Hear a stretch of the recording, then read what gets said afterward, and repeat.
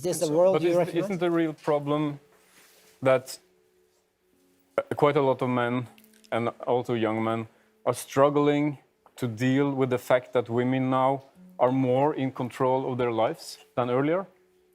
I don't think that's the problem. I think the problem is that the idea that the West is a patriarchal tyranny is rapidly translated into the idea that young men who strive forward are to be regarded with suspicion because they're doing nothing but manifesting the same sort of tyrannical power that has kept women oppressed for the last 2,000 years.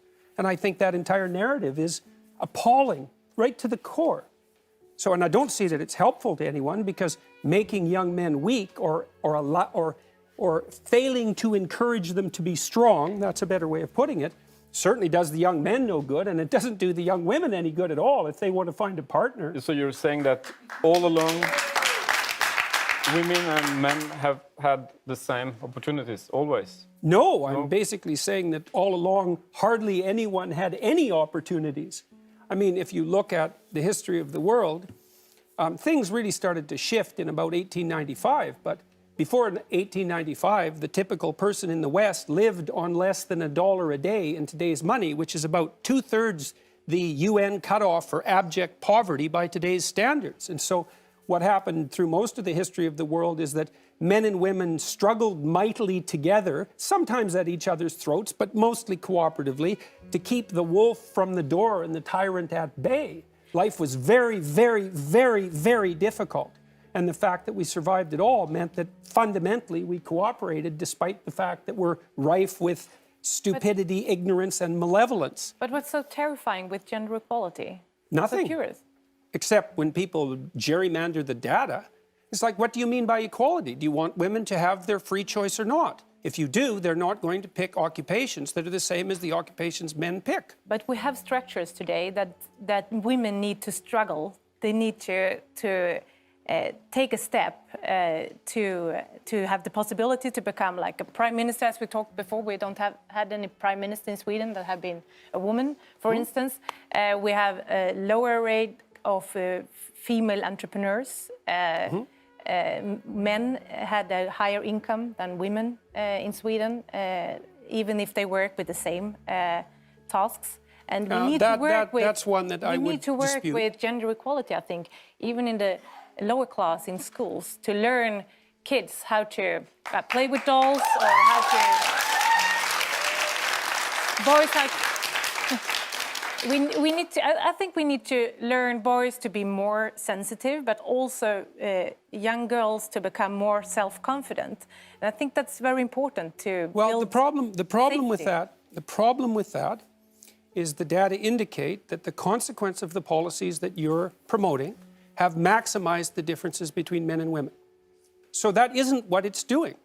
Now, that isn't to say that the movement towards egalitarianism is necessarily a bad thing, but a tremendous amount of that's been driven not by social policy, but by technology.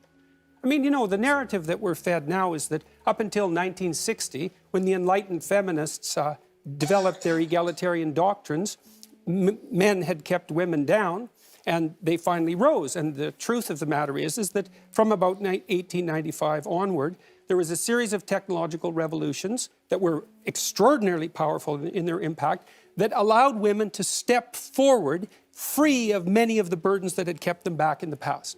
Birth control being one of them, but only one.